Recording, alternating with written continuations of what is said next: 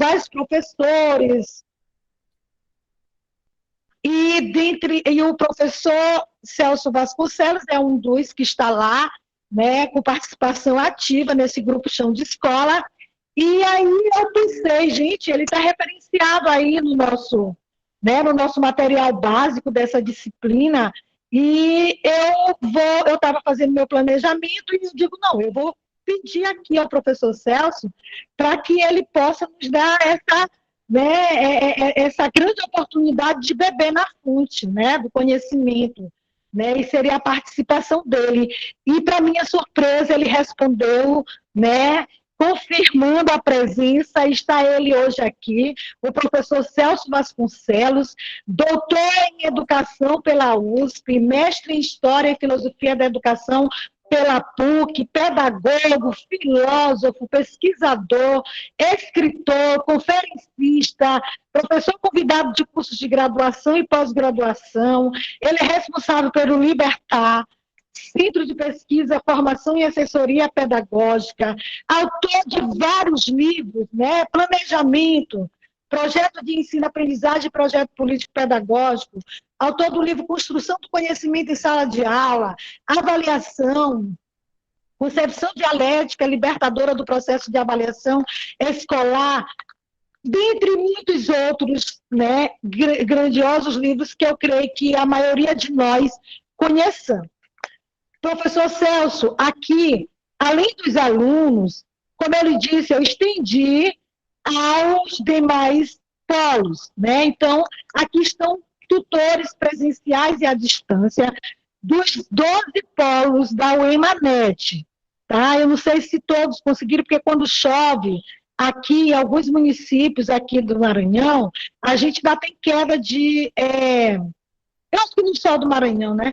Ainda temos a queda aí de internet, então muita gente não entrou, começou a chover. Aqui nós mesmos, nós estamos com essa inconsistência aí, né, do sinal, e por isso a gente pediu até que fosse repassada aí por outra colega. Mas, enfim, gente, obrigada, professor Celso, né, pela sua participação. E vamos aí à nossa roda de conversa. Eu vi que tem outras pessoas que estão participando, são seus convidados? Isso. Uhum.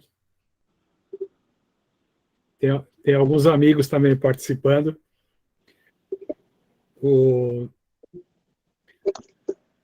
Helena, eu tinha combinado com você que eu não ia falar nada, mas eu não resisti e vou fazer uma pequena fala de no máximo 2 horas e meia. Porque refletindo sobre esse encontro, né, eu fui me dando conta assim um pouco, digamos assim, né, do papel do planejamento na minha vida, né?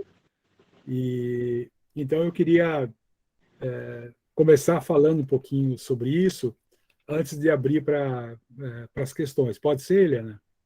Claro, professor, seja da forma como o senhor bem achar melhor, até porque, né, não preciso nem de ensinar o Padre Nosso para o vigário. Tá ótimo. Então, começando do princípio, eu não sei se eu fui planejado ou não, né? Eu não sei se meus pais tiveram um planejamento explícito em relação à minha concepção. Porque eu tenho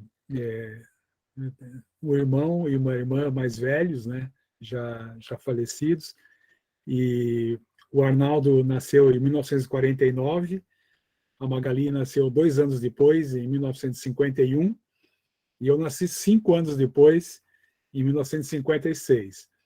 Então, eu não sei, dado esse tempo de 5 anos, eu não sei se foi uma coisa que eu nunca tive oportunidade de conversar com meu pai e com a minha mãe. Se eles estivessem aqui, eu teria a oportunidade de perguntar. Mas, se não havia um planejamento explícito em relação ao meu nascimento, à minha concepção e nascimento, eu creio que existia um planejamento implícito, né? Quando a gente se casa, a não ser que haja um planejamento. Em contrário, implicitamente, estão colocadas as possibilidades, né, dos filhos e dos netos, né? E então foi assim que eu vim ao mundo, né? Com essa dúvida se eu fui planejado ou não. Mas algumas coisas assim me marcaram, né, em relação ao planejamento.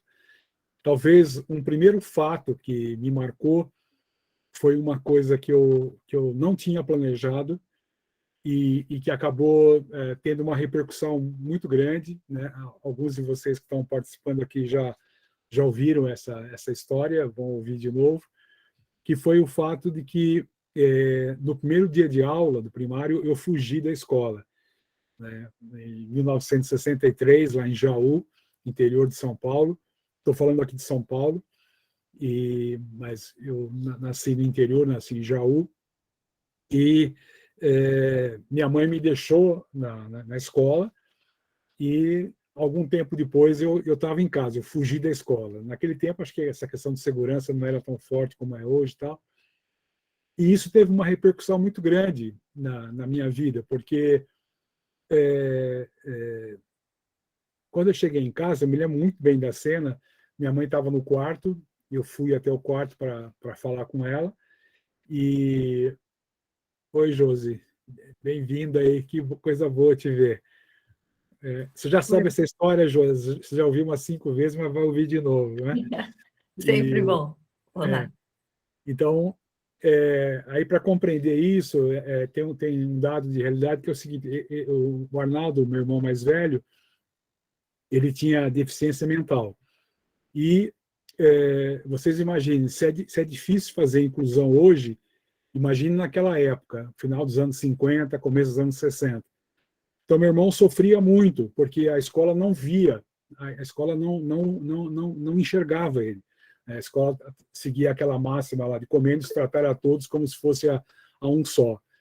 E isso provocava muito sofrimento nele, né? E a dificuldade na aprendizagem, então ele fugia da escola. E claro, isso trazia muito sofrimento para minha mãe e para o meu pai. Então, nesse contexto, eu fujo da escola, chego em casa, me lembro, como eu disse, da cena, minha mãe estava aqui, na frente dela tinha a cômoda, em cima da cômoda tinha uma imagem de Santa Rita de Cássia, e minha mãe era muito devota dela, então minha mãe, olhando para Santa Rita e olhando para mim, ela falou: não, você também. Meu irmão tinha deficiência mental, fugia da escola. Eu estava fugindo da escola, então ela deduzia que eu também teria deficiência mental, né? Isso me marcou muito. Como é que eu interpretei isso lá com os meus 7 aninhos, né? Celso, né? Celcinha, não sei como é que eu me chamava. Você não pode dar sofrimento para sua mãe na escola. Ela já tem muito sofrimento com o Arnaldo, né? É claro que eu fui entender isso muitos anos depois no processo de análise, né? Mas foi assim que eu interpretei. De tal forma que no dia seguinte eu voltei para a escola, de certa maneira nunca mais eu saí da escola, seja como aluno, seja como professor. Eu acho que mamãe ficou satisfeita com o filhinho na escola, né? Então essa foi uma coisa que não estava planejada, aconteceu, e teve um efeito assim muito forte de me vincular à escola.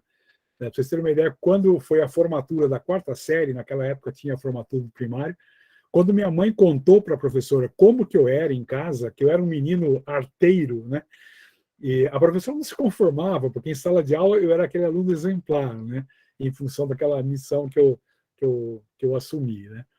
Uma outra coisa que eu planejei, mas que não deu certo, nessa época eu era lobinho, eu fazia parte dos escoteiros, e nós planejamos, né, eu junto, tá, eu participei desse planejamento, de fazer um acampamento. E aí, quando chega o caminhão na frente da minha casa para me pegar, quem disse que eu tive coragem, né? Eu fui me esconder lá no quarto, porque eu era muito ligado a... Meu pai era piloto, então ele viajava muito, eu era muito ligado na minha mãe, e eu não conseguia imaginar na minha cabeça passar uma noite longe da minha mãe. Então, foi uma coisa que foi planejada, mas não deu certo, né? Depois, uma outra coisa que eu planejei também não deu certo foi fazer engenharia, né? Eu fui fazer engenharia, depois de um percurso aí que devagarzinho a gente vai entendendo, e eu fui assim, líquido e certo, fazer engenharia eletrônica, e com teste vocacional, tudo, mas não deu certo, né? Quando chegou na metade do curso, eu sou meio engenheiro eletrônico pela Politécnica da USP. Quando chegou na metade do curso, veio uma crise vocacional, achei que ia ser padre, daí eu parei o curso e fiquei 6 meses me preparando para ir para o seminário franciscano em Guaratinguetá. E essa foi outra coisa também que foi planejada, mas também não deu certo. E eu fiquei pouco tempo lá no seminário, descobri que a minha vocação não era essa, né? O seminário é em Guaratinguetá, e a gente ia até o centro de Guaratinguetá, e quando voltava, no caminho tinha uma lanchonete, e na lanchonete tinha uma garçonete, e aí eu descobri que a minha vocação não era para ser padre, né? E aí eu voltei, e aí uma coisa que eu não planejava e que deu certo foi fazer filosofia. E quando eu voltei lá de Guaratinguetá, um amigo muito querido, Luiz Corrara, foi me buscar lá. Éramos eu e ele no fusquinha dele, e atrás aquele mundo de livro, que eu sempre gostei muito de livro. Quando eu fui para o seminário, eu dei um monte de coisa minha, né? Blusão de couro, nossa, muita coisa. Mas os livros não, os livros eu sou muito apegado. Naquela época também era, apesar de ser franciscano, querer ser franciscano. Mas, enfim, vindo pela Dutra, foi um dos dias que eu me senti mais livre no mundo, porque eu não tinha onde estudar, eu tinha trancado a matrícula na Poli, eu não tinha onde morar, porque a minha vaga na República tinha sido ocupada, eu não tinha onde trabalhar, que eu tinha deixado de trabalhar, então foi aquela liberdade. E a minha dúvida, em termos de estudo, é se eu faria serviço social ou filosofia, né? Que a gente tinha um trabalho lá de ronda com os moradores de rua no centro de São Paulo, e eu conhecia assistentes sociais que eram assim pessoas fantásticas, né? Então eu tinha falei, quem sabe eu vou fazer serviço social. Então eu fui para a filosofia assim sem planejamento, meio que no acaso, né? E graças a Deus deu muito certo, né? Depois também uma outra coisa que eu não pensava e deu certo foi o mestrado. Eu não pensava em fazer mestrado. Acabei no contato com um amigo. Ele me falou, estava em cima da hora de fazer inscrição, tal, e eu fui fazer o mestrado na PUC, que foi muito bom. Também a escola técnica, no ensino médio, eu também não pensava, não planejei isso. Foi através de um amigo, na verdade, um amigo de uma amiga da minha mãe que estava em casa e falou de uma escola técnica que ia começar o curso lá de eletrônica. E então foram coisas que eu não planejei, mas que deram muito certo. E uma outra coisa que também que eu nunca planejei, mas que deu super certo, que eu sou muito grato, são os amigos, né?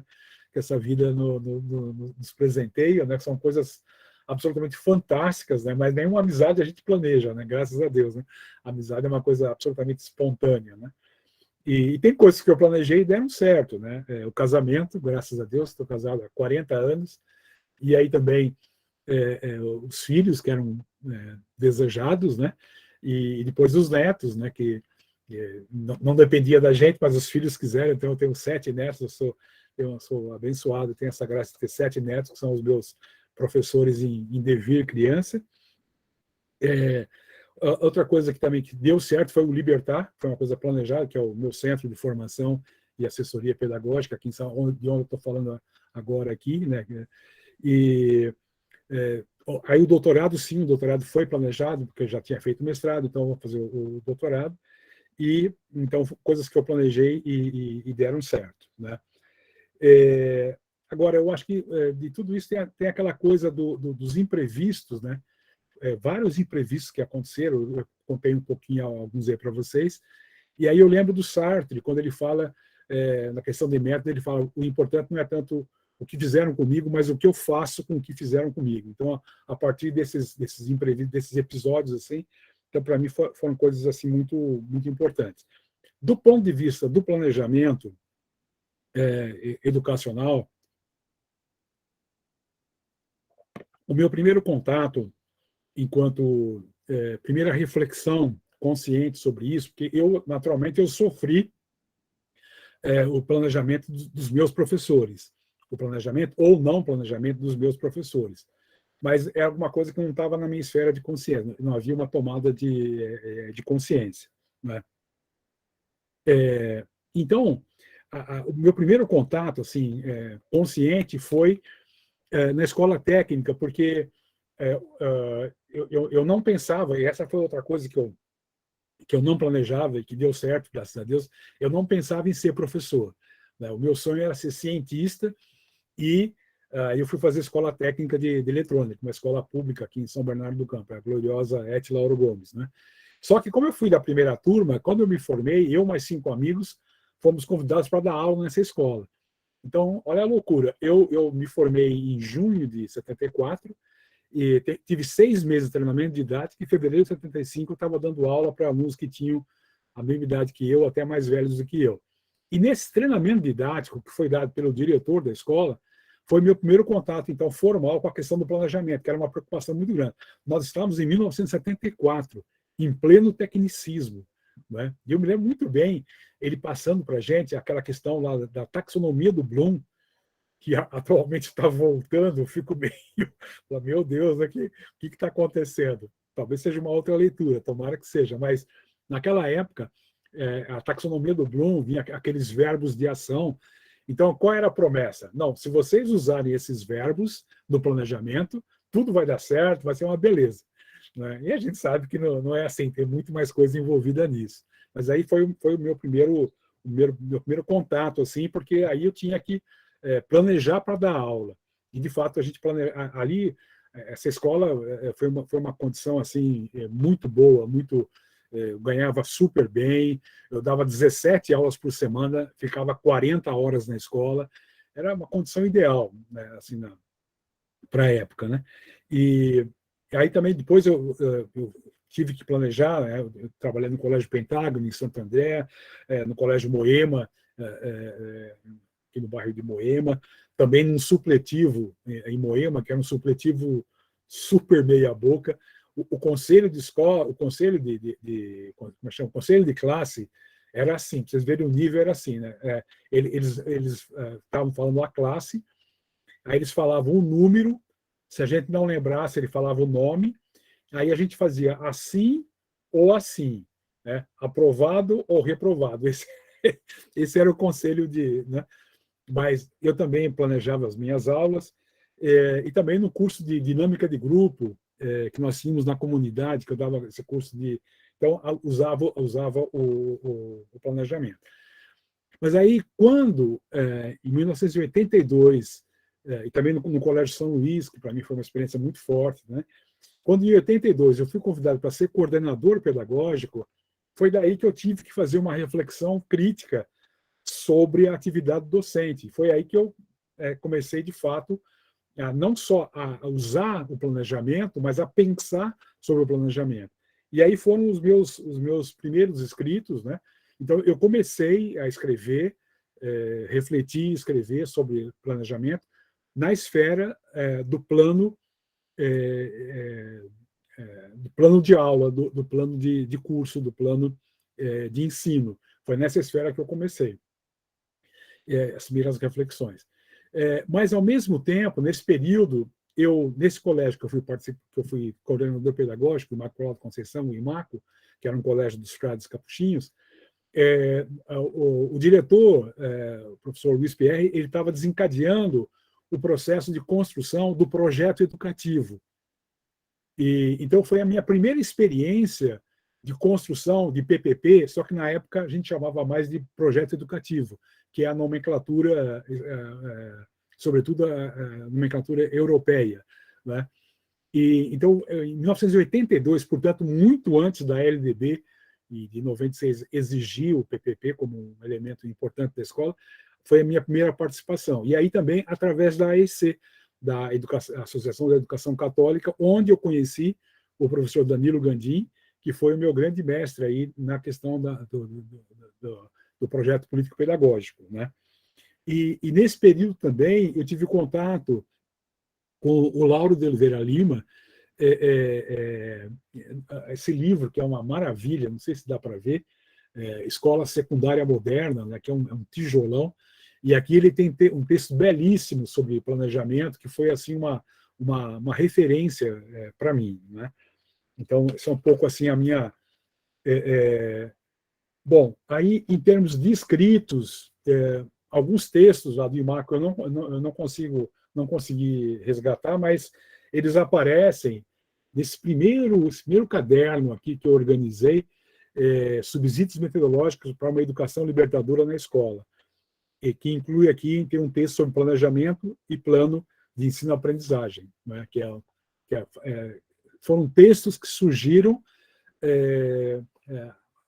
para orientar os professores nas reuniões pedagógicas semanais, que é um espaço que eu acho que é fundamental, o trabalho coletivo constante na escola.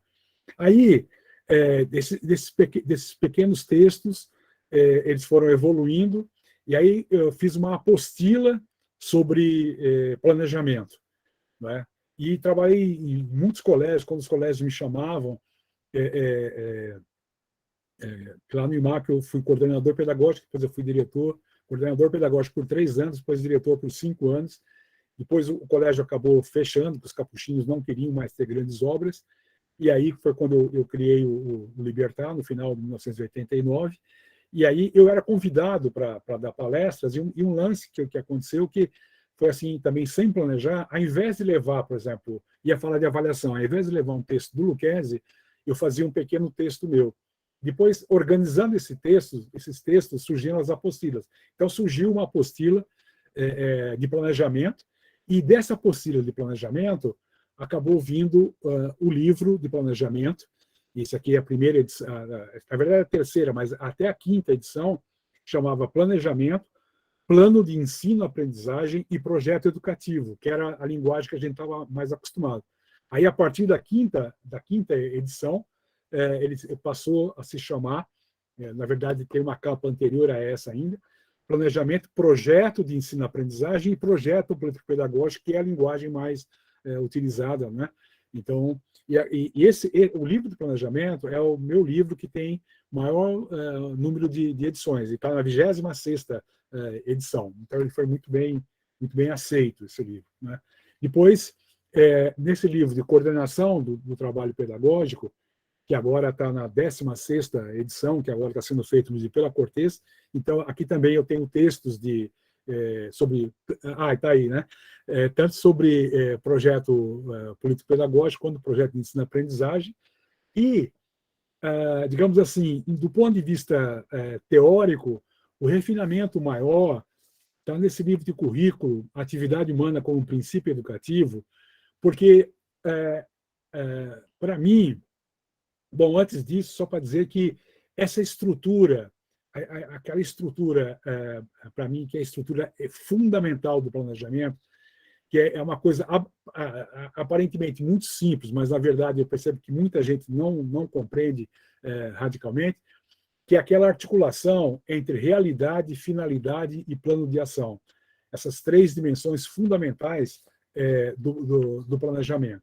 Eu vejo que, para muita gente, há uma dificuldade enorme de compreender isso, né? Então, essa estrutura, realidade, finalidade e plano de ação, né? Análise da realidade, projeção de finalidade e formas de mediação, plano de ação, essa estrutura eu usei desde o primeiro livro que eu publiquei, foi esse de avaliação, concepção dialética libertadora do processo de avaliação escolar.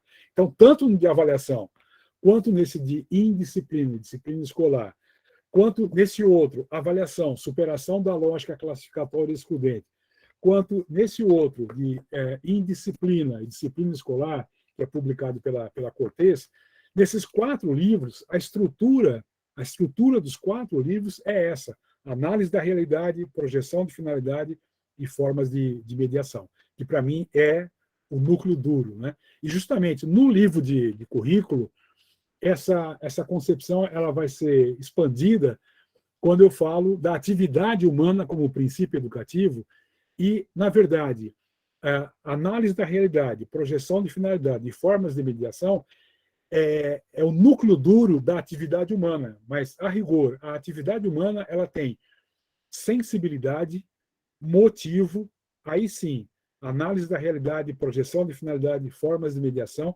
ação e avaliação.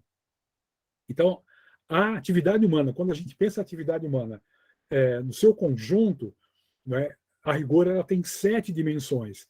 E aquelas 3 que para mim sempre foram referências, elas representam, digamos assim, o núcleo duro. Mas tem também a questão da sensibilidade, né, que é a ligação nossa com o mundo. Tem também a questão do motivo, que é toda a questão da energética da ação, como diria o Piaget, da motivação, do envolvimento. E é porque eu tenho essa sensibilidade, que eu fico motivado, então eu vou analisar a realidade, e analisando a realidade, para contrapô-la, eu vou projetar a finalidade, e dessa tensão entre análise da realidade e projeção de finalidade, dessa tensão entre a realidade e finalidade, surge o plano de ação que vai guiar a ação, e tudo isso tem que ser avaliado. Então, aqui tem, muito sinteticamente, as 7 dimensões da atividade humana. Né? É claro que o ponto de partida é a realidade e o ponto de chegada é a realidade, a gente espera que transformada. Porque, para nós, o planejamento é um instrumento de transformação. Né?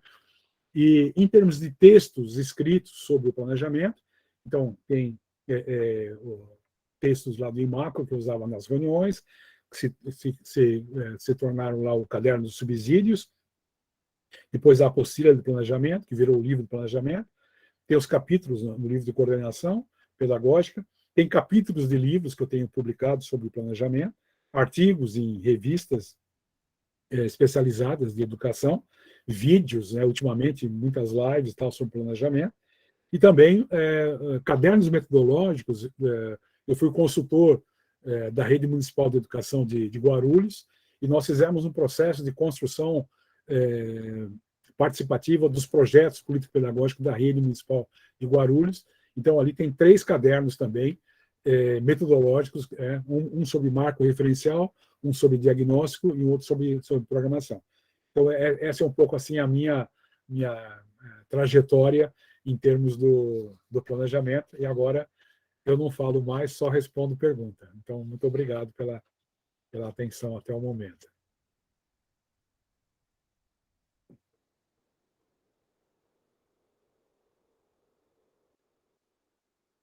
Agora, né, está aberto para as perguntas, para a nossa roda de conversa, né, professor Celso? Ele disse, Alina, eu vou fazer essa roda de conversa a partir das perguntas feitas pelos participantes. Então, está aberta, né, está aberto para as perguntas. E, por se manifestem aí. Boa tarde, professora Helena. Eu fiz uma pergunta aí no chat, por favor. Deixa eu te falar. É melhor que, por isso, né, nós utilizamos aqui o Meet exatamente para que não se utilize o chat, mas que a gente faça pergunta, tipo, né, diretamente para o professor Celso. É bem melhor do que no chat. Né? Ao invés de colocar no chat, a plataforma Meet foi escolhida exatamente por isso. Né? Para que a gente tenha essa oportunidade de ter essa pergunta Helena, e resposta. Oi. Eu tenho uma pergunta, professor Celso. Professor. Certo, só um momentinho. A Francisca vai querer fazer ao vivo e a cores, Francisca? Sim, professor. Um comentário primeiro. Estou amando a live e me deliciando com o seu conhecimento. Então, a pergunta que eu fiz aí no chat foi... Deixa eu ter o microfone, por favor.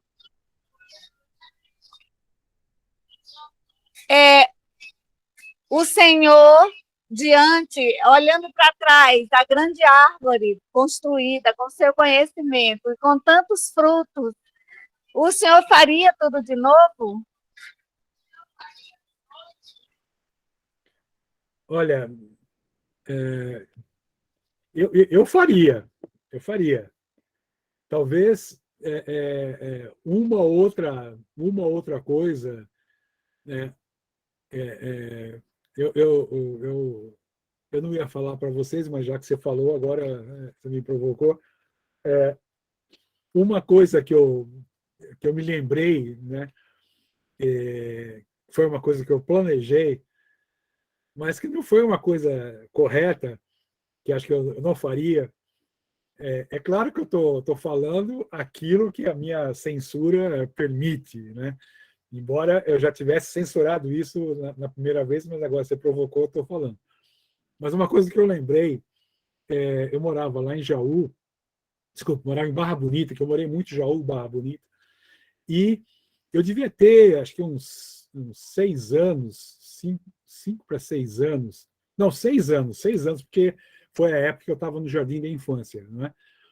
E teve era festa junina, e teve uma quermesse, e eu fui com meu pai, com a minha mãe, e com os meus irmãos, e com um casal vizinho nosso, o Paulinho Bonarotti, lá de Barra Bonita, e que tinha a mesma idade que eu, e meu pai comprou, sabe aquele negócio que tem o coelho no meio, dá uma girada no coelho, aí você tira a casinha e o coelho vai, né? E o coelho foi, e eu vi rapidamente a casinha que o coelho foi, e era justamente o papelzinho que estava na mão do Paulinho. Aí eu falei para ele, rapidamente, falei, vamos trocar? Troquei, troquei e ganhei. Eu não faria isso de novo, né? Mas isso é o que a minha censura permite falar. Mas, assim, grosso modo, eu faria tudo de novo, né? Foi muito importante, por exemplo, eu entrei no ITA, que era um sonho que eu tinha, né? Meu pai era da aeronáutica, então fazer o ITA era mas aí aconteceu aquela coisa que nós estávamos em 1977, em pleno regime militar, e aí, depois de uma semana de aula, o tenente-coronel aviador que nos recebeu falou: eu prefiro ter aqui 100, que eram 100 vagas para civis e 20 vagas para militares, né? E eu estava, evidentemente, pelas vagas dos civis, né? Ele falou: eu prefiro ter aqui 100 idiotas obedientes a 100 gênios rebeldes, né? Aí eu falei: bom, aqui eu não fico. Aí deixei o ITA depois de uma semana e fui para a Politécnica. Foi importante ter ido para o ITA, né? Que era um sonho também do meu pai, tal, mas também foi importante não ficar lá, naquele regime militar. Aí fui para a Poli. E também foi importante para a Poli, né? Porque estava na metade do curso, em 79, veio o Puebla, opção preferencial pelos pobres, eu queria fazer alguma coisa, tal, e aí eu parei, né? E também foi importante ter ido para o seminário, porque eu tenho amigos que pensaram em ir para o seminário, não foram, até hoje tem a dúvida. Então, ou seja, de modo geral, eu faria tudo de novo. Talvez uma outra assim, pisada na bola que eu dei, eu não faria, né? Mas, no geral, eu acho que a vida tem sido muito generosa comigo, né? Tem sido muito, muito generosa. Obrigada, professor. Obrigada por suas palavras, por sua resposta. Vamos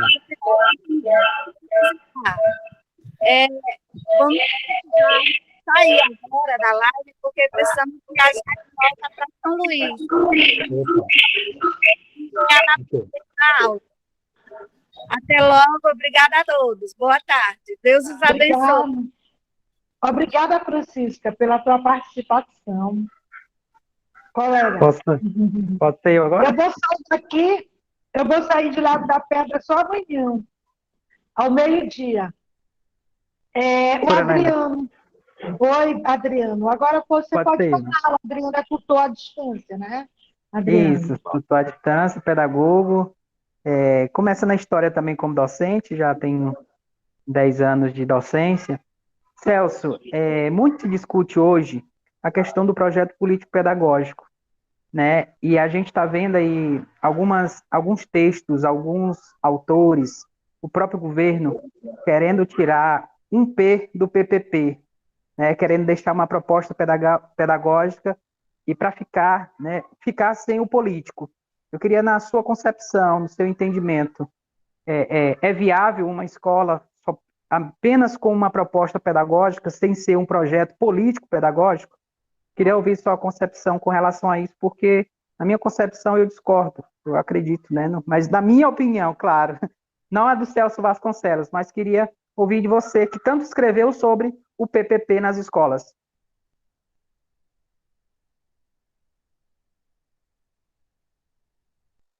Veja, o que eu costumo dizer é o seguinte: vamos brigar pelas concepções, né? Então, eu acho que quer chamar de projeto pedagógico, não tem problema, desde que você não abra mão da concepção, que é uma concepção político-pedagógica. Porque a educação, ela é essencialmente um ato político.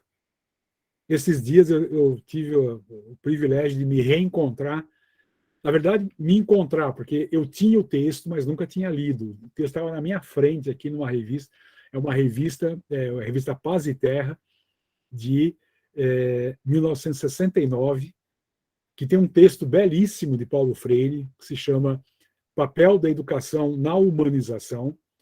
Esse texto ele é fruto de uma palestra que ele deu no Chile, no exílio, em 1977. Portanto, quando ele estava escrevendo A Pedagogia do Oprimido, ele já tinha escrito Educação como Prato da Liberdade, que é praticamente a sua primeira grande obra, estava escrevendo A Pedagogia do Oprimido, que ia ser lançado em 88, em 68 no Chile, em 70 no Brasil. E esse texto é uma espécie de uma síntese da pedagogia do oprimido. É um texto muito simples, belíssimo. Depois eu posso passar para a Helena, e a Helena pode repassar para vocês. Tem em PDF esse texto.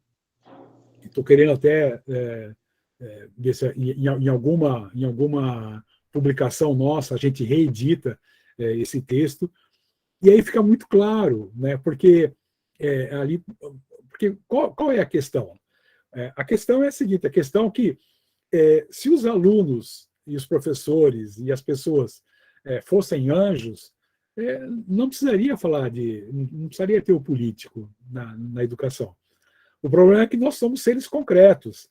Então, objetivamente, e a pergunta que ele vai fazer no texto, que é a pergunta que eu tive o privilégio, outra coisa também aí, da pergunta da Francisca, né? Outra coisa que eu tive o privilégio de ter sido aluno de Paulo Freire, de conviver um pouquinho com Paulo Freire. E ele, o tempo todo, ele nos questionava: de que lado você está? A favor de quem? A favor de quê? Contra quê? Contra quem? Né? Porque, objetivamente, a pergunta que ele faz é: qual vai ser a nossa concepção de educação?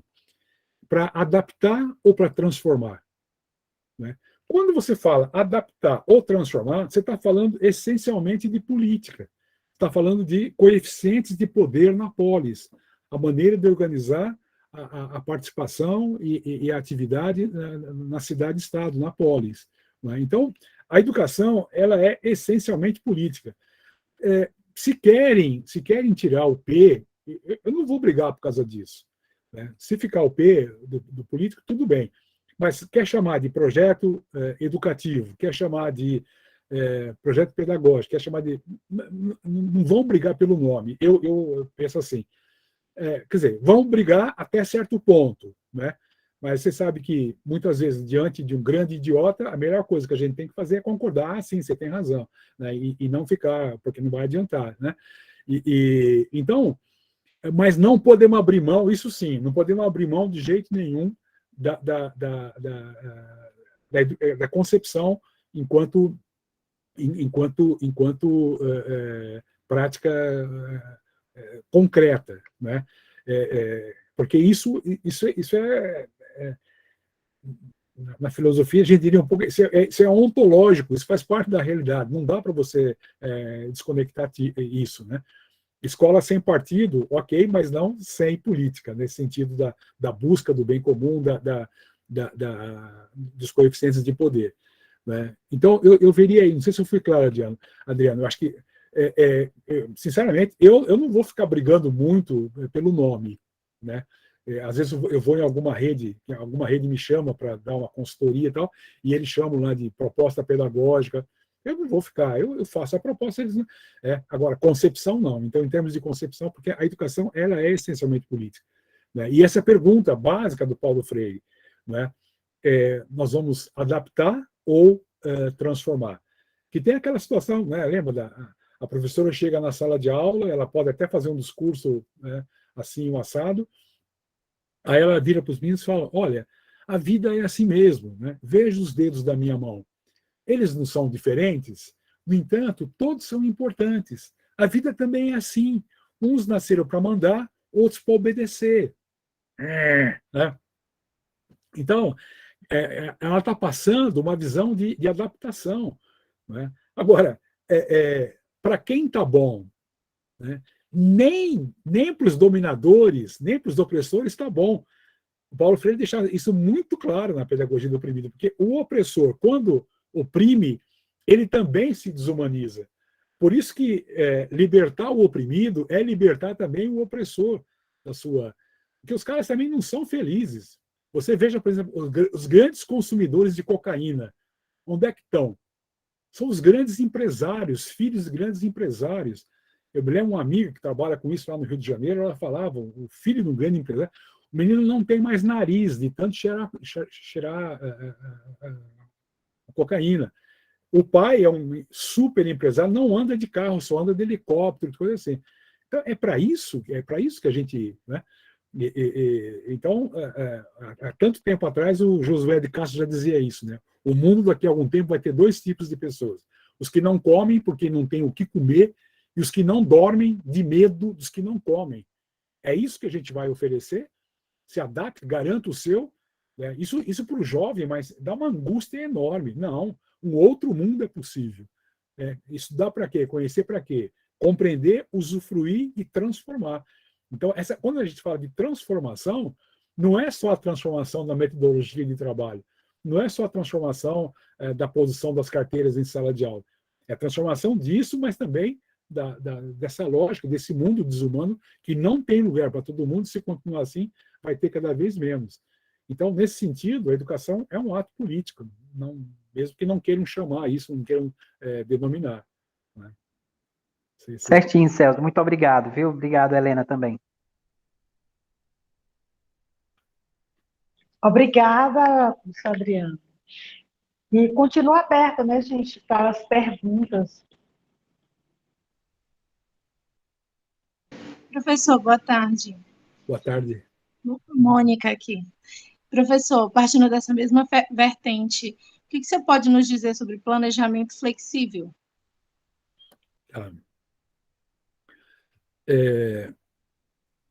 Digamos assim, o planejamento, na sua elaboração, não pode ser flexível. Né? O planejamento, na sua elaboração, ele tem que ser muito rigoroso. O planejamento, na sua aplicação, pode ser flexível. Né? O problema é que, em nome dessa flexibilidade que deve ter na execução, na aplicação do planejamento, as pessoas começam a abrir mão do rigor na elaboração. Aí complica muito. Então, digamos assim, pensando no PPP, mas podia pensar também no projeto de ensino-aprendizagem.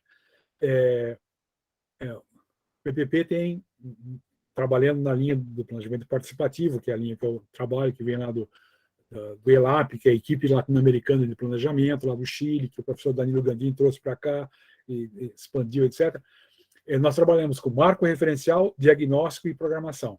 O marco referencial é o nosso sonho, a nossa utopia, o diagnóstico à distância, que nós estamos desse sonho, e a programação, o que fazer para diminuir a distância. E quais são os critérios básicos da programação? São dois critérios fundamentais. Só deve ir para a programação aquilo que é necessário, que de fato vai satisfazer uma necessidade radical, não alienada, da instituição e que é possível. Porque se não for necessário, o que acontece? Vai acontecer e não vai mudar. Se não for possível, o que acontece? Não acontece e vai desmoralizar o processo de planejamento. Então, no momento da elaboração, tem que haver muito rigor. Então, por exemplo, nós localizamos lá uma dificuldade em relação à avaliação e estamos pensando em propor em fevereiro de 2023 um seminário com o Cipriano Lucchesi. Né? O que você acha? Essa proposta vai para o plano? Vai para a programação ou não vai?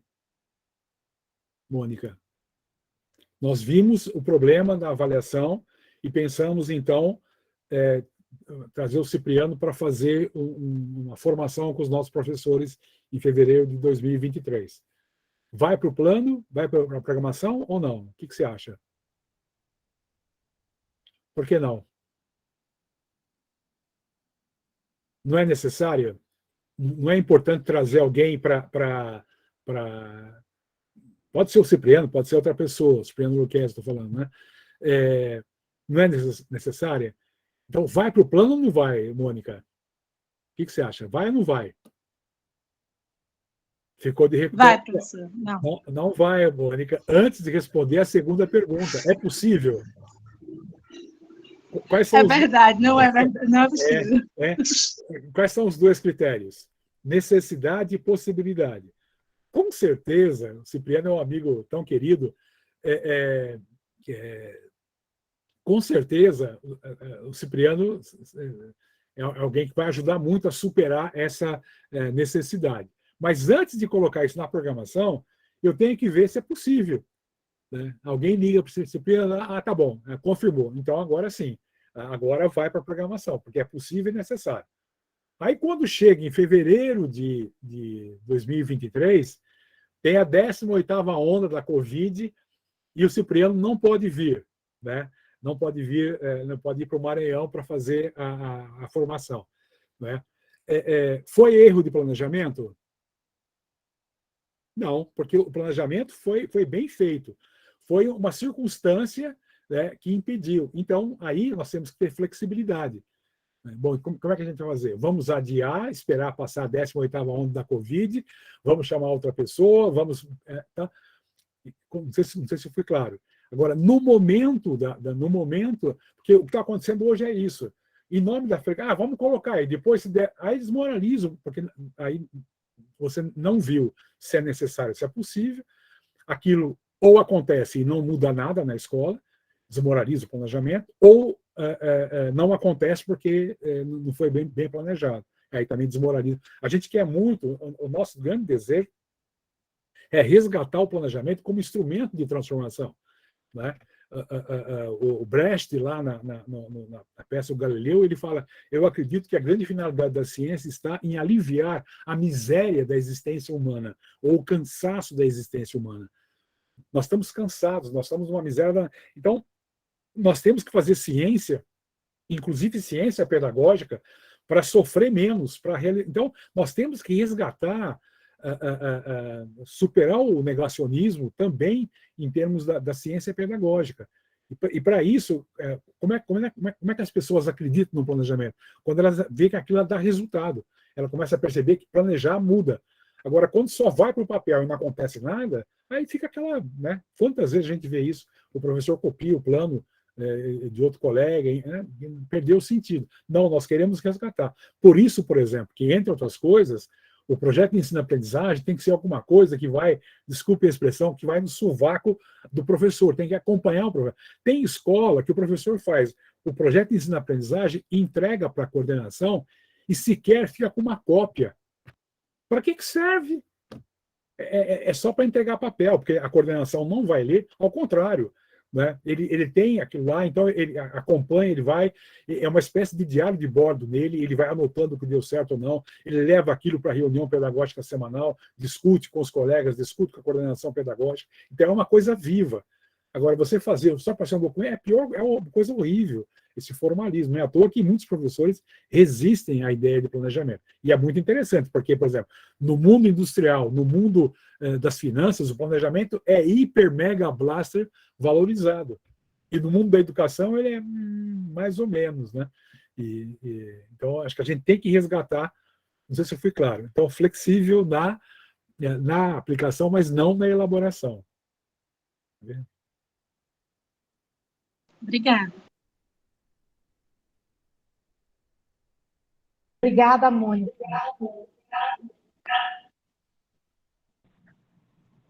Vai lá, Maria. Tarde. Eu gostaria de saber sobre, sabendo que o político e o educacional eles estão interligados, o que culminou o surgimento do planejamento educacional no Brasil? Assim, qual seria assim, o pontapé inicial?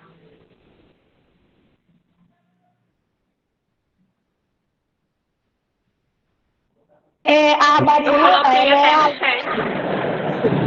e está acontecendo no foguetório aqui no polo, e aí está uma zoada, o parque da Urina fica próximo ao arraial aqui, e está tendo foguetório, por isso que não está entendendo. Mas a Mariana, ela é aluna aqui do polo, tá? Do curso de pedagogia. Cadê o chat? Eu coloquei também no chat a pergunta. Tá, de novo. Mariana, você podia falar um pouquinho mais? Eu não entendi a pergunta, não ficou clara para mim. Eu li aqui no chat, mas não ficou clara.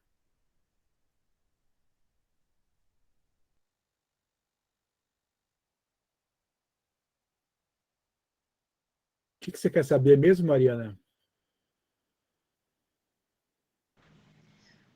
Sim. Pensando na questão do planejamento educacional no Brasil. O senhor falou que o político e o educacional eles estão relacionados, né? Não tem nem como romper isso, essa relação que há entre o político e o educacional. Eu queria saber sobre o planejamento educacional no Brasil. Qual que foi o pontapé inicial do surgimento do planejamento educacional no Brasil, pensando nessa questão do político? Teria assim, algum marco de quando que surgiu essa necessidade desse planejamento, trazendo para cá, para o Brasil?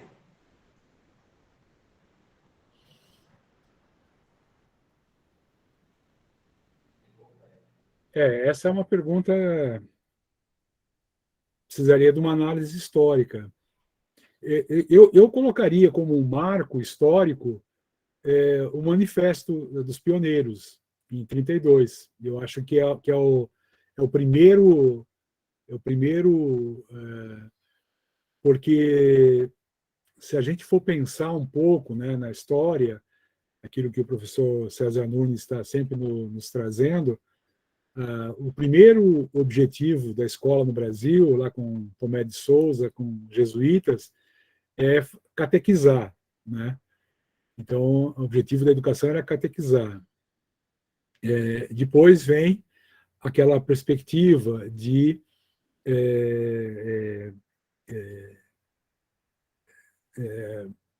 formar, digamos assim, dar aquele mínimo, né?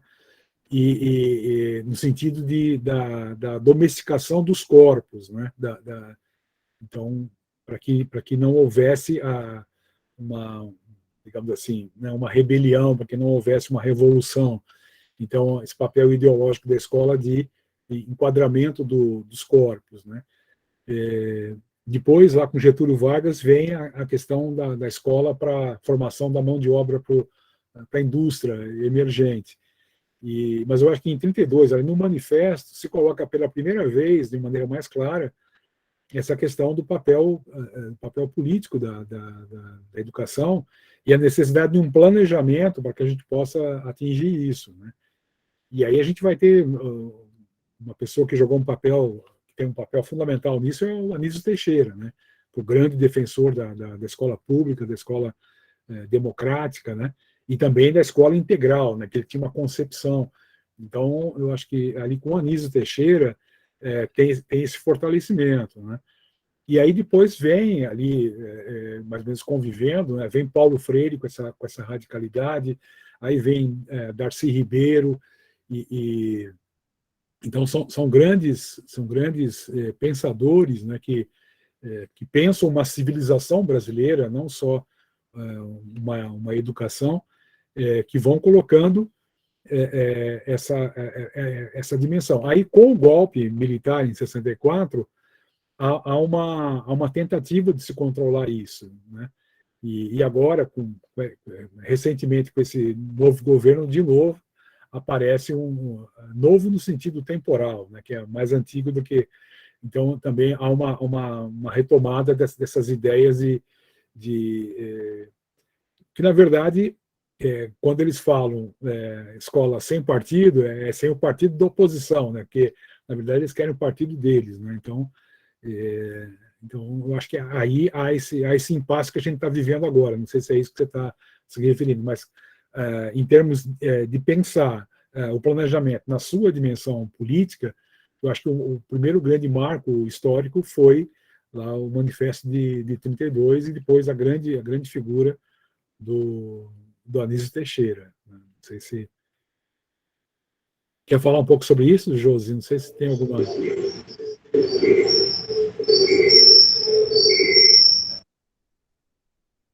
Não, Oi, professor Celso. Sim, você respondeu sim. É sobre desde o Manifesto dos Pioneiros, né, como o senhor colocou, pensar nisso, nesses marcos históricos. Era isso, mas nesse sentido a minha pergunta, o senhor respondeu perfeitamente. Muito obrigada. eu fiquei aqui torcendo para que eu tivesse acertado também, né, professora? Porque eu acho que foi manifesto, quando realmente nos empodera, né, que a gente pode lutar realmente por uma educação democrática, onde as pessoas têm direito, têm deveres, têm valores, entre outras coisas. Era isso que eu fiquei aqui resmungando do outro lado, porque eu fiquei conjecturando aqui com os meus estudos também.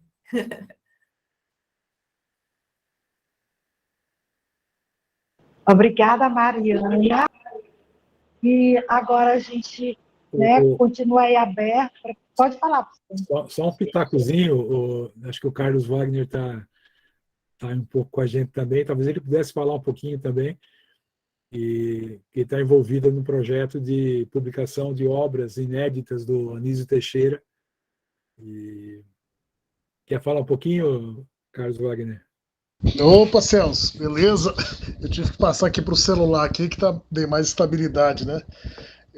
Dizer que você está correto, né, em relação a essa discussão do planejamento, em relação aí ao manifesto, né, de 32, né, dos pioneiros, e que depois eles voltam, né, em 59, né, para tentar propor, né, até a própria LDB e o próprio Plano Nacional de Educação, né, que não é uma coisa nova, né? E esse papel aí de Anísio Teixeira, né, é algo fundamental, necessário, né, junto aí com o Fernando Azevedo, né? As figuras aí, né, os signatários ali, e propor nessa perspectiva, né, de pensar, né, a educação brasileira numa perspectiva de projeto de nação, né? Uhum. Então, eu acho que a gente está aí organizando aí uma trilogia, deve sair agora no mês de julho, né, de textos aí, né, junto com a professora Jaqueline Moll, que é a minha orientadora lá no doutorado, e a professora Libânia Xavier, né, que são especialistas e estudiosos aí de Anísio. Eu sou um estudioso de Anísio. Cada dia que a gente lê os documentos, os escritos, a gente encontra coisas distintas, e vale a pena, né, como tem muitos educadores e alunos na área de licenciatura, né, resgatar um pouco essas figuras, né, esses grandes educadores, Anísio Teixeira, Darcy Ribeiro, né, Paulo Freire, e esse roteiro que a gente vai estar fazendo aí, né, dessa trilogia, vai ser algo muito legal, né, a ideia é atingir, né, os cursos na área de educação. Mas é isso aí, eu acho que essa discussão que você está colocando aí é algo extremamente necessário sobre o planejamento. Estou aqui aprendendo com você, né, e desde o planejamento de vida, né, que é o nosso planejamento aí das nossas vidas, né, até o planejamento profissional e o planejamento, né, educacional. Muito bom, hein? Gostei aí da sua prosa aqui. Estou aqui contemplando e as perguntas do pessoal aí do Maranhão, que praticamente eu tenho o maior apreço, né, que o maior salário da educação básica do Brasil é do governo do estado aí do Maranhão. É de dar inveja de todo o Brasil, hein? Forte abraço, Celso, aí da Rede Humane, nossa Rede Humane. Isso, ótimo. Muito obrigado. Obrigada, Josi Lilian, né, Alberton, Carlos Wagner, que o professor Celso trouxe como convidados, né, professor? Mais pérolas aí para a gente. E quem mais gostaria de fazer mais algumas perguntas? E também, professor Celso, o senhor, com relação ao tempo, né, o senhor vai dizer aí qual o tempo que dá para o senhor ficar, tá bom? Alguém levantou a mão, Will Messinger.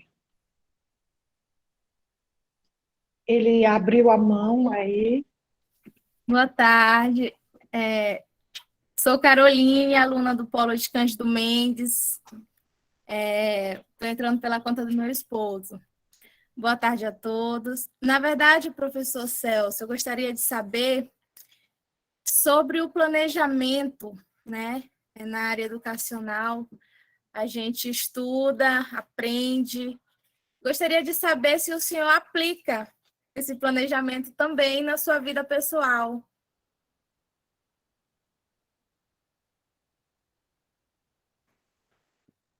Olha, Carol, digamos assim, mais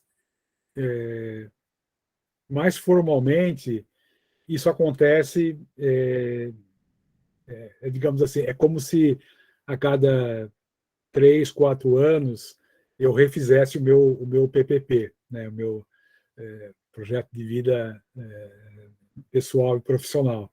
E porque quando a gente pensa no PPP, você tem o marco referencial, que são as grandes opções, né? Visão de sociedade, visão de ser humano, visão de educação. Depois, as visões mais específicas de avaliação, de currículo. Tal. O diagnóstico, a gente vê a que distância a gente está. E a programação é aquilo que a gente vai fazer. Então, digamos assim, quando eu vou, ao longo da minha... Eu estou com 66 anos, né, e 47 anos de magistério. Então, nesse percurso, eu fui construindo, digamos assim, esse meu marco de referência, que são as minhas grandes opções, a minha visão de mundo, tudo mais. E agora, isso muitas vezes vai sendo questionado, vai sendo problematizado por questões que vão surgindo, né? Então, por exemplo, mais recentemente, a gente está tendo que mexer em várias coisas a partir dessa visão da diversidade, que era uma coisa que não era considerada muito antigamente. Então, esse olhar da diversidade, esse olhar da inclusão, vai nos ajudando a aperfeiçoar esse marco referencial, né? E o diagnóstico, praticamente, eu faço ali uma vez por ano, né, quando, sobretudo janeiro, que de modo geral é um período mais calmo para mim, a primeira quinzena de janeiro, que é um período mais calmo em termos de atividade, é onde, então, a gente faz aquele balanço, faz a avaliação do ano anterior, né? E aí parte para a programação. E aí, na programação, fundamentalmente, o que funciona muito é a agenda, né? E depois essa agenda que vai sendo traduzida no planejamento das atividades, né? Então, por exemplo, esses dias eu estou preparando um curso de pós-graduação sobre gestão educacional, né? Então, eu estou super envolvido no planejamento dessa atividade. Então, aí você tem que estar pensando, né, o que eu quero com esse curso, né? Qual é a realidade do curso, dos alunos, e qual seria a forma que eu poderia estar contribuindo para isso. Então, é alguma coisa que vai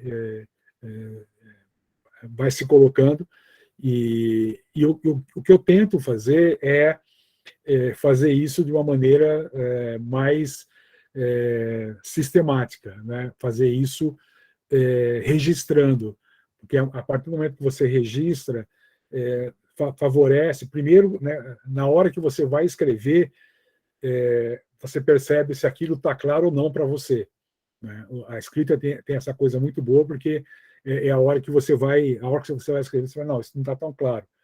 Depois, quando você escreve, aquilo lá faz memória, porque acontece tanta coisa na vida da gente que muita coisa passa. Então, aí você pode retomar, inclusive até para fazer um diagnóstico, para fazer uma avaliação. Então, e é muito bom quando eu vou, por exemplo, preparar um novo curso, uma nova aula, eu retomar aquilo que eu fiz quando eu tratei aquele tema, um tema semelhante, que eu tenho lá as minhas anotações. Então, aquilo lá é muito bom. E às vezes eu sinto, porque às vezes, na época, eu fiz uma crítica a mim mesmo, eu fiz uma autoavaliação, mas eu não registrei, ou alguém, isso acontece muito, às vezes no meio de um curso, o aluno traz uma contribuição fantástica, e logo em seguida eu não consigo registrar aquilo, aí você perde, né? Então, o registro, de fato, são aqueles 3 instrumentos básicos, né? Planejamento, registro e avaliação.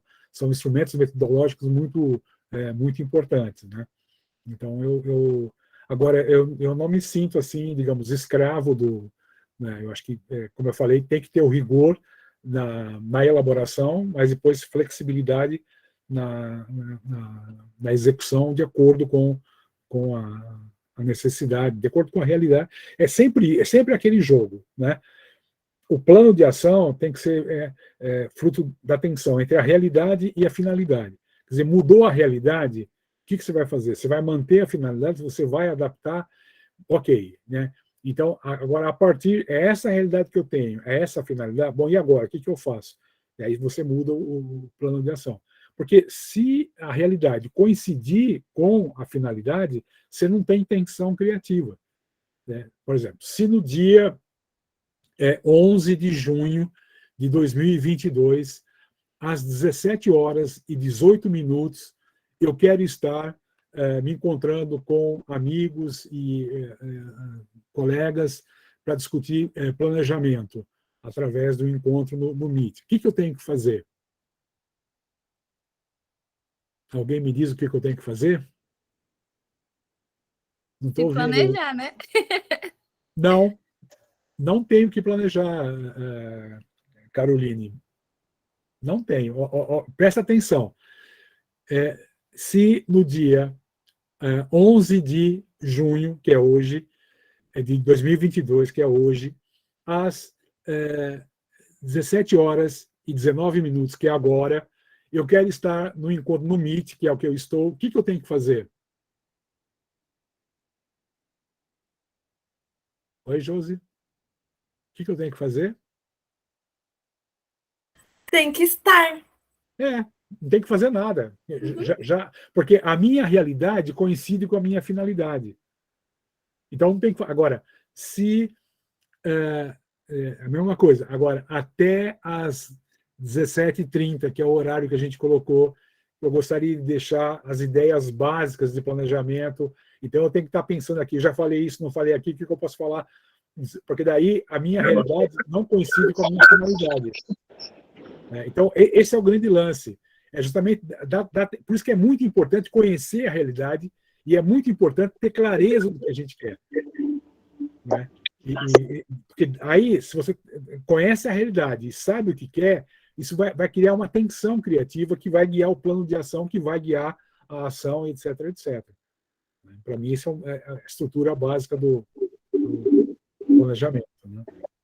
Obrigada aí a pela pergunta. A gente tem mais uma pergunta aqui, do Polo aqui de Lago da Pedra, o Futuro à Distância. Ele tem uma pergunta a fazer. Fala, Sandra. Então, boa tarde a todos. Desculpem a foguetaria. Professor Sandro, tutor presencial aqui do Polo de Lago da Pedra. Eu queria perguntar ao professor Celso Vasconcelos, ao seu ver, quais são os principais desafios enfrentados pelos docentes nesse atual contexto que a gente está vivendo em relação ao planejamento, considerando o contexto de pandemia da Covid-19 e o contexto informacional, tecnológico, etc., que a gente vive atualmente.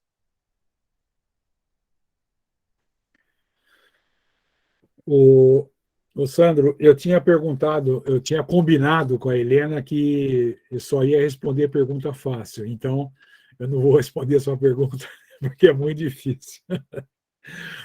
Vamos lá. Eu acho que são múltiplos aspectos. Eu acho que um primeiro grande aspecto, Sandro, é aquela questão, pensando lá na atividade humana, as dimensões da atividade humana, sensibilidade, motivo, realidade, finalidade, plano de ação e avaliação. Eu acho que um primeiro grande desafio é que a gente não deixe anestesiar a nossa sensibilidade, porque são tantos problemas, são tantas dificuldades, que às vezes, diante disso, a gente acaba se fechando, criando uma espécie de couraça para se proteger, né? O que é compreensível humanamente, mas como professores, nós não podemos, né? Nós precisamos superar porque se a gente não tem essa sensibilidade, a gente não percebe a realidade dos alunos, né? E aqui eu tenho sempre colocado aos professores duas estratégias básicas, que são a amizade e o grupo de estudo, para a gente poder sobreviver assim existencialmente, antes de mais nada, né? Então, a amizade é uma coisa fundamental. Amigos são poucos, né? O amigo é aquele que aceita você do jeito que você é o afeto radical, e se você pisar na bola, o amigo vai contra a pisada na bola e não contra você. Esse é o amigo. E depois o grupo de estudo, que é onde você vai se fortalecer para poder enfrentar essa situação toda. Ligado a isso vem a questão do motivo. A gente resgatar a nossa motivação. Antes de mais nada, a gente tem que, através, né, da amizade, do grupo de estudo, do contato com os alunos, da pesquisa, das relações, a gente tem que cuidar do gosto de viver. A gente vê que muitos professores estão perdendo o gosto de viver. Quer dizer, se eu não quero sequer viver, se eu estou sem motivação para viver, quem dirá para ser professor? Quem dirá para trabalhar com os alunos nessa circunstância? Então, acho que a gente tem que pensar, resgatar muito, primeiro, o desejo de vida, né? E isso a gente faz, o desejo nasce do desejo. A gente tem que conviver com pessoas que desejam, diretamente ou indiretamente através das suas obras. Quando você pega um texto, por exemplo, sei lá, um autor que você gosta, de Paulo Freire, esse texto que eu acabei de pegar, que eu citei, foi um reencontro com Paulo Freire através desse texto. O papel da educação na humanização. Então, aquilo te dá uma energia, né? Você gosta sei lá, do Marx, você gosta do Platão, você gosta de Simone Weil, então, Viktor Frankl, para falar do sentido da vida, e aí, então, a gente experimenta esse prazer, que é o prazer de conhecer, que é poder se alimentar. Ou então com pessoas, né, com professores, com amigos. E a partir daí, vem aquela questão que a gente falava lá em relação ao planejamento, em relação à aplicação do planejamento. Não adianta eu querer, nesse contexto de pós-pandemia, querer mecanicamente recuperar em pouco tempo os saberes que nós não tivemos oportunidade de trabalhar nesses 2 anos. Calma, né? O direito à aprendizagem ele tem que ser garantido. Isso é um grande desafio. Só que, para isso, tem tempo.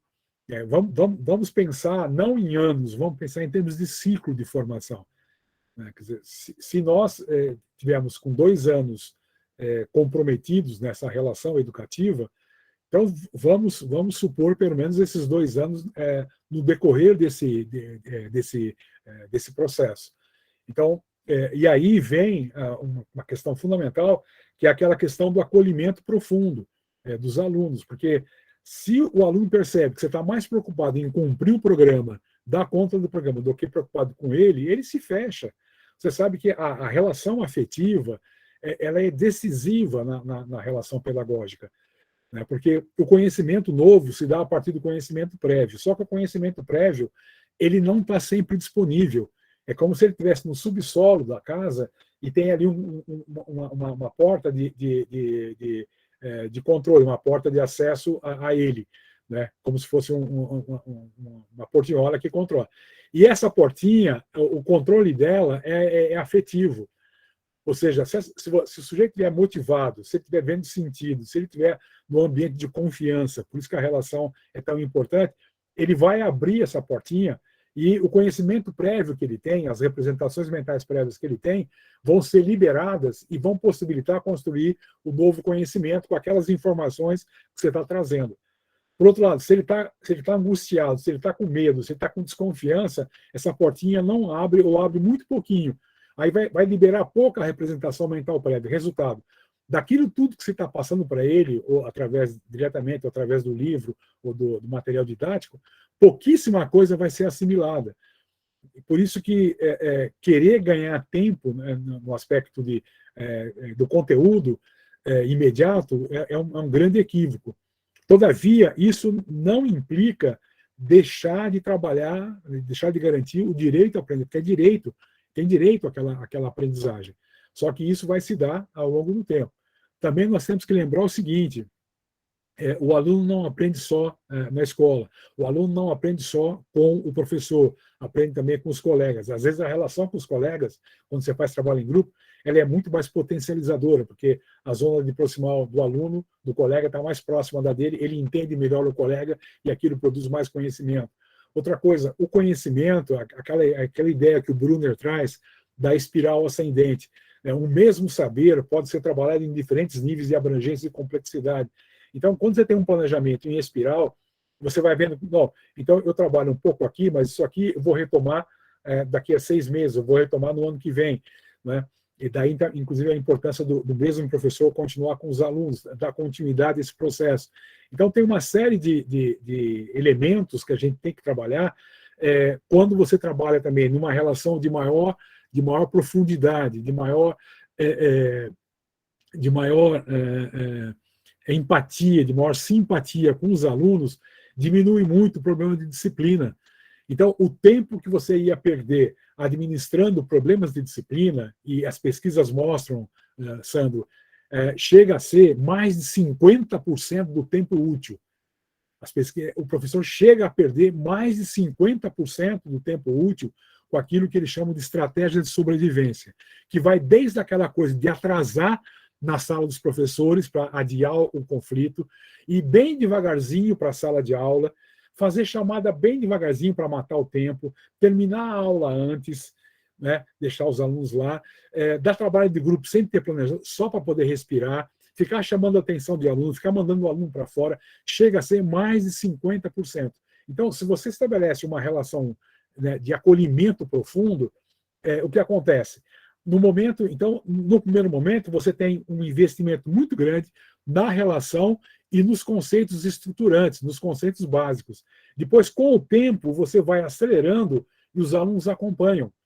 Porque a curva do conhecimento não é uma reta, a curva do conhecimento é uma exponencial. Não sei se alguém de vocês já deu aula em cursinho. Esse é o método que os cursinhos usam. Acho que eles não têm o fundamento epistemológico, mas eles sabem que funciona. Você começa o cursinho, é super devagar, tá? Aí depois eles vão puxando, né? E é quando você vê, porque é assim que se dá de fato o conhecimento. Então tem uma série de elementos que o professor deve considerar no seu planejamento, que não é simplesmente uma aplicação mecânica do planejamento. Notem, eu estou dizendo, não estamos de forma alguma abrindo mão dos direitos de aprendizagem, porque é direito. Isso, né? Mas são elementos da maneira de você trabalhar, da maneira de você organizar o seu planejamento. E aí o planejamento tem um papel muito importante, porque tudo isso feito de forma consciente e crítica, inclusive acompanhando os alunos, né? Porque nesse processo, cada aluno tem uma desenvoltura, então o professor tem que estar sabendo como é que está cada aluno, então essa atenção individual, etc. Mas, como eu disse, a pergunta é muito complexa, né? Mas obrigado por ter colocado. Obrigada aí, Sandro.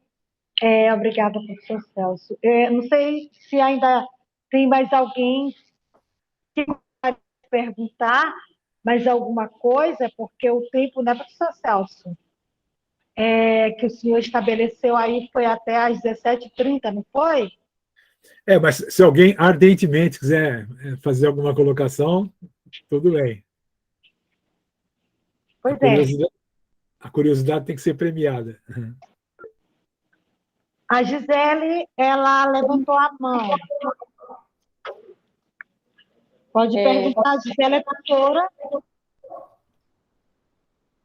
Professor Celso, diante, né, das perspectivas de planejamento, né, e da realidade educacional que nós temos hoje, qual é a maior dificuldade, né, que os professores enfrentam ao realmente pensar no planejamento? O que dificulta, né, o professor elaborar e executar o planejamento, o plano de aula? Essa também é na categoria difícil, não vou responder. Veja, evidentemente, você tem uma base objetiva que dificulta muito. Como é que você vai pedir para um professor, na 12ª aula da semana, não, do dia, para que ele planeje com calma? Então, essa situação de profundo, digamos, de estrutural desrespeito ao professor, à dignidade do docente, ele é um grande dificultador. Quer dizer, eu falei para vocês, a minha condição lá na escola técnica, quando eu comecei, e depois nunca mais eu achei isso, eu dava 17 aulas por semana, ganhava por 40, ficava na escola e ganhava por 40 horas, e com 6 meses de trabalho, eu consegui comprar um Chevette 0 km, financiado, mas consegui, né, com o meu dinheiro. Então, o salário era muito bom, as condições, enfim. Então, acho que um grande desafio é a gente lutar, né, por melhores condições de trabalho do professor, implantar, de fato, esse 1/3 da jornada justamente para o trabalho de planejamento, o trabalho de avaliação, o trabalho de acompanhamento, o trabalho de formação, de estudo, de pesquisa do professor, lutar para que o professor fique numa escola só, lutar por essa perspectiva, né, da educação integral e em tempo integral, e o professor ficando numa escola só, lutar pela melhoria da formação do professor, porque muitas vezes a formação do professor é muito aligerada. Se eu fosse ministro da Educação, eu colocaria a formação do professor em 8 anos, período integral, com estágio ou residência desde o primeiro ano, remunerado. Para mim, a formação docente devia ser uma carreira de Estado, dada a sua importância. Não é? Então, tem todo esse conjunto. Agora, por outro lado, um outro elemento muito importante, que eu vejo que muitas vezes dificulta o planejamento do professor, é a falta de trabalho coletivo constante, a reunião pedagógica semanal. Como eu falei, todo livro meu tem um capítulozinho sobre reunião pedagógica semanal. Isso, para mim, é fundamental, porque é ali que você vai dar vida, porque você faz aquela semana de planejamento no começo do ano. Depois vai, né? Cada um dá um sufoco enorme. Então, se eu tenho uma sistemática de reunião pedagógica semanal, ali a gente pode estudar, partilhar, avaliar, planejar, replanejar, celebrar a vida também. Geralmente, uma vez por mês, a gente tem um momento de comemorar os aniversários, tudo isso. Isso é muito importante para o professor. Junto com isso, vem o papel do coordenador pedagógico, supervisor pedagógico, né? De ser esse elemento que vai ajudar o professor, vai ser o parceiro do professor, né? Não é a supervisão no sentido do Foucault, do controle, mas é a outra visão de poder dialogar com o professor. Então, esses são elementos. Agora, isso também, a isso também deve ser somado aquilo que eu falei para o Sandro, do ponto de vista subjetivo, porque se eu não quero ser professor, se eu não descobrir a boniteza de ser professor, se eu não descobrir as grandes alegrias da docência, se eu não vejo significado, não adianta, eu posso ganhar 40 mil por mês, eu posso ter 12 alunos em sala de aula, que isso não vai me trazer realização. Então, ao mesmo tempo que a gente tem que lutar pela mudança dessas questões objetivas, também essa base subjetiva. E outra coisa, tudo bem, aquele professor, ele dá, tem dia que ele dá 12 aulas, é um inferno isso. Agora, tem o seguinte, se ele tentar melhorar um pouco a aula dele, se ele conseguir, aos poucos, planejar um pouco, né, ele vai ficar nessa profissão 25, 35 anos. Então, aos poucos, ele vai criando uma tecnologia. Então, esse ano eu consegui melhorar 3 unidades, o ano que vem já serão 6, o outro ano já serão 9, né? De tal forma que isso vai... porque, veja bem, se o fato de eu não planejar, de eu não me preparar, de eu não me dedicar aos alunos e à aula, fizesse mudar o meu salário, para cada aluno que eu maltratasse, eu ganhasse R$500 a mais, para cada aula que eu não preparasse, eu ganhasse 500, aí valia a pena. Então eu vou... Agora, se eu não preparo a aula dentro do mínimo minimorum possível, né, uma visão de processo, se eu não respeito o aluno, o inferno vai ficando cada vez maior. E é isso que eu coloco. Quer dizer, muitos professores descrevem a escola como um inferno, mas esse inferno pode ficar maior ou menor. Então, por exemplo, as pessoas não levam a sério o PPP, as pessoas não levam a sério o projeto de ensino-aprendizagem, as pessoas não levam a sério a reunião pedagógica semanal, as pessoas não levam a sério os representantes de classe, não levam a sério o conselho de escola, não levam a sério... E aí, a hora que você vê, né, o inferno ficou muito maior, ou pode ficar muito menor, né, porque sempre tem na escola um ou outro, né? Então, aí, para fazer o grupo de estudo, como é que a gente faz? Vamos identificar isso. Quem são? Não é possível que na minha cidade não tenha um ou dois que também estão afim. Marca lá o sábado à tarde, uma vez por mês, o marido vai reclamar, os filhos vão chiar, a roupa vai atrasar, mas você vai ver a diferença que isso vai fazer. Né? A Josi está aqui, nós fazemos parte do Sementeiras, que é um grupo de amigos, de grupo de estudo, como isso é importante para a gente, né? Porque senão a gente não vive, a gente não sobrevive. Então, eu acho que tem que atacar tanto a questão da base objetiva e a base subjetiva, e são lutas simultâneas, não é um ou outro.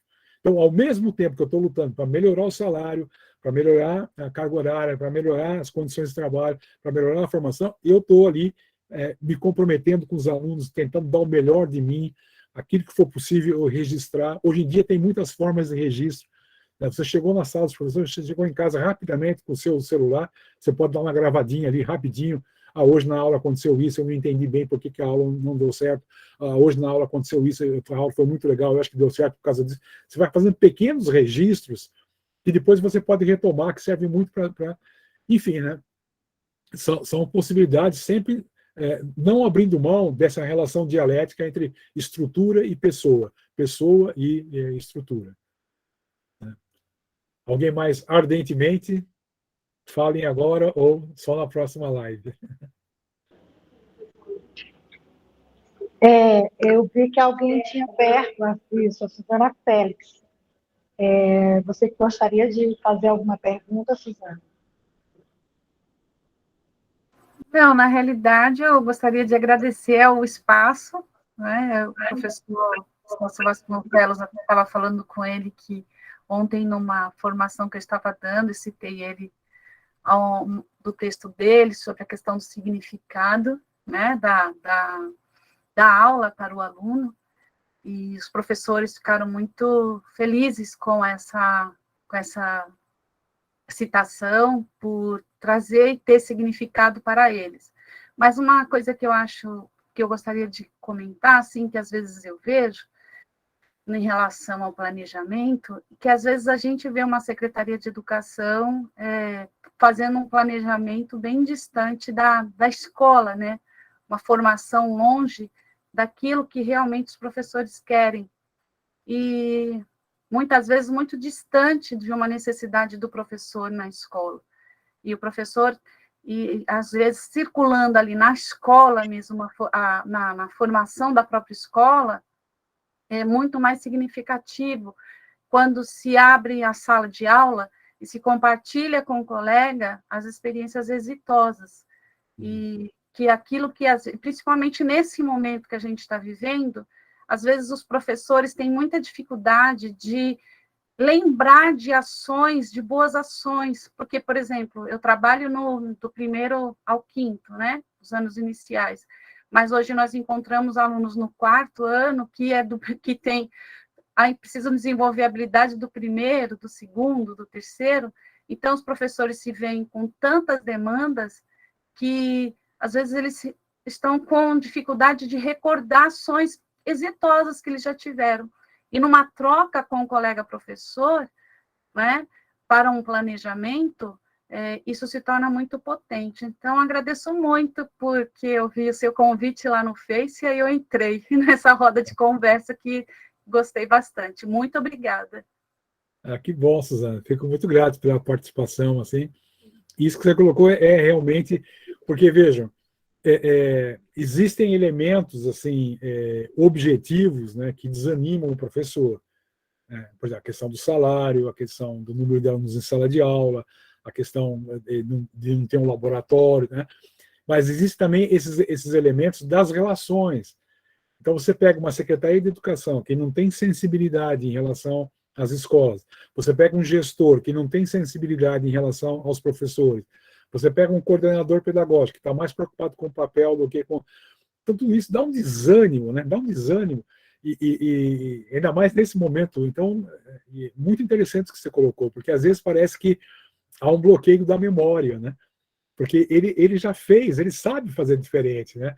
Mas aquilo que é como se aquela chavinha lá tivesse bloqueada, né? Que ele está tão assim desanimado, ele está tão tenso, tão cobrado, que aquela chavinha do conhecimento prévio não libera, né? Muito interessante essa colocação aí. Muito grato pela presença, né? Obrigada aí pela participação. Mas alguém gostaria de falar mais alguma coisa? Né, professor Celso? Ardentemente, tem que ser ardentemente. Eu quero. Oi, José. Eu quero. Eu quero só dizer para Suzana que linda essa palavra, né? Exitoso, porque ela diz de florescente. E é isso que eu acredito mesmo, que nós, professores, precisamos ser florescentes onde estamos para que a gente possa realmente fazer um trabalho, que nem diz o professor Celso, de significado e muito efetivo. Era só isso. Obrigada aí, Josilian, né? Alberton. Muito grato. E assim, a gente agradece, né, a presença de todos e principalmente do professor Celso. Uma coisa que eu observei sobre a participação é que alguns polos fizeram uma participação coletiva, né? Os alunos não entraram, mas a turma entrou, né? Aí o tutor fez a conexão, né? Entrou no link mas os alunos ficaram ali de fundo, não entraram. Então, por isso, o número de participantes foi bem menor do que o que realmente, né, estavam participando. Não estavam online, não estavam logados, entretanto, estavam online lá na presença, né, lá na sala. Não foi, Gisele? Eu observei isso quando alguns tutores estavam lá e eu senti falta, por exemplo, do Boaz. Eu não vi aqui, né? Todo mundo ficou assim quando eu falei, quando eu socializei que o senhor estaria conosco. Então, todo mundo amou, assim, né?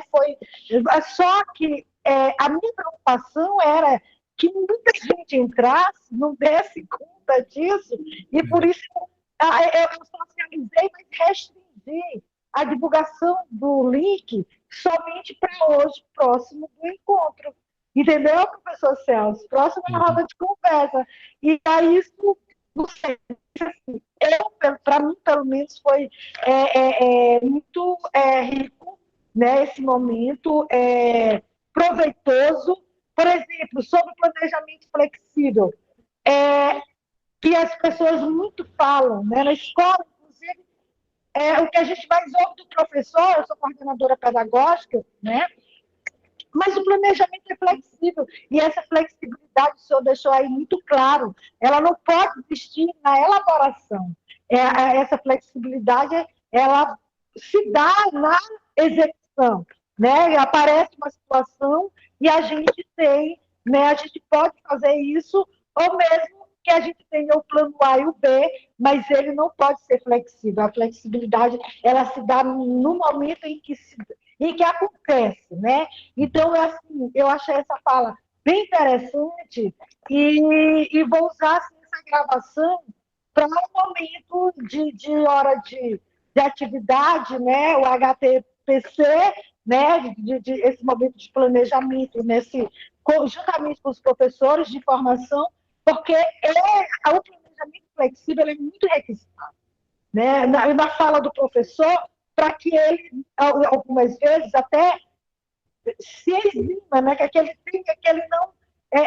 para dispensar a realização, a elaboração de um planejamento que realmente seja execuível. Como o senhor disse, que a gente precisa ver. É possível, né? Então, essas questões que a gente precisa verificar, né? Então, eu achei muito proveitoso, para mim foi maravilhoso, sem falar, né, professor Celso, da sua disponibilidade em estar aqui, assim, ao convite, assim, gratuitamente, no sábado à tarde, né, até às 5 horas da tarde de sábado, né? Eu, assim, para mim, eu não tenho nem como lhe agradecer. Gente, vamos chamar o professor Celso aqui no Maranhão, fazer assim uma recepção daquelas. Seria assim, a gente não estaria pagando por essa sua disponibilidade. Lamentável que não tenha tido mais, né? Porque a gente bebeu, mas eu queria encher o bucho, né? Daqui nessa fonte, professor, sabe? Porque nós sabemos que é o professor Celso Vasconcelos, né? O escritor tem vários livros seus, os que o senhor mostrou. Uma vez eu encontrei no grupo, lembra? Velhinho, todo já arriscado, porque eu trabalho bastante, né? Quando se trata de currículo, planejamento, eu tenho de avaliação, e assim, obrigada, muito obrigada mesmo pela sua participação. E eu não tenho mais nem palavras para agradecer, e eu fiquei muito feliz com o senhor. Eu mandei aqui, eu vou jogar para ver se cola. Eu aqui planejando, né? Disse, puxa, o professor Celso tem acesso a ele aqui, né? Bem aqui nesse grupo, eu vou tentar. O que ele pode me dizer ou não. E para minha surpresa, ele disse um sim, e está aqui, cumpriu.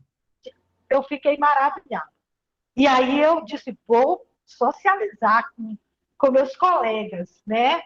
E eu espero que tenha sido proveitoso para todo mundo mesmo, porque não poderia deixar de ser. Muito bom. Obrigada. Muito obrigado. E na minha condição de ex-seminarista, vamos em paz, o senhor nos acompanhe. Amém. Tchau, tchau. Muito obrigado. Muito obrigada, professor.